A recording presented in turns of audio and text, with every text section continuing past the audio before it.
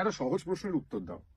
একজন সহকারী থেকে গোয়েন্দা হতে গেলে কি করতে হয়? মানে তুমি তোপসে করেছো, ওয়াটসন করেছো, অজিত করছো, এবার তুমি করছো আদিত্য মজুমদার, কিন্তু তুমি প্রিয়নাথ মুখোপাধ্যায় করেছো সেটা পুলিশ গোয়েন্দা। মানে আমাদের বাঙালিদের যেরকম সংজ্ঞা গোয়েন্দা গোয়েন্দা নয়।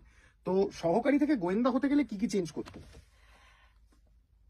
খুব একটা কিছু চেঞ্জ করতে হয়নি, কারণ আমি খুব বুদ্ধি করে এমন একটা গল্প বেছেছি যেখানে আমি প্রচুর ফুটেজ খেতে পারবো আর কি। কারণ আদিত্য মজুমদারের প্রচুর লাইন আছে।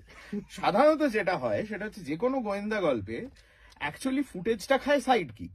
মানে ফেলুদার গল্পে ফেলুদার থেকে অনেক বেশি কথা বলে তোপসে, ঠিক। শার্লকের থেকে বেশি কথা বলে ওয়াটসন। কিন্তু তুমি তো সেটাও চেঞ্জ করে দিয়েছিলে। হ্যাঁ, তুমি যখন নিজের শার্লক অ্যাডপ্ট করতে, তুমি তো নিজেকে ডায়ালগই দিতে না। হ্যাঁ, আমি খাটি কমিয়ে দিতাম আর কি। হ্যাঁ, কিন্তু এখানে আদিত্য মজুমদারের রেকর্ডিং এর সময় প্রবর আমায় রেকর্ড করেছিল। তো আমি প্র্যাকটিক্যালি পুরো গল্পটা করে ফেললাম, জাস্ট লাস্ট দুটো চ্যাপ্টার বাকি আছে। প্রবর বললো এই দুটো না দীপদা পরের দিন করবো। 8টা চ্যাপ্টার রেকর্ড করে ফেললাম, দুটো চ্যাপ্টার পরের দিন করবো। প্রবর বললো হ্যাঁ, কারণ লাস্ট চ্যাপ্টারটা পুরোটাই তুমি কথা বলছো। এবং গোটা প্রোডাকশনটা দাঁড়িয়েছে 5 ঘন্টা।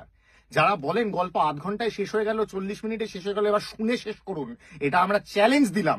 5 ঘন্টা আপনি যদি টানা শুনে শেষ করতে পারেন তাহলে আমরা কি দেবো? সেটা একটা পরিবেশন। আমি ভাবছিলাম দুটো ডিম ফাটিয়ে একটা প্লেটে আপনার বাড়ির ছাদে রেখে আসবো, আপনি 1 ঘন্টা পরে গিয়ে পোচ খেয়ে নেবেন।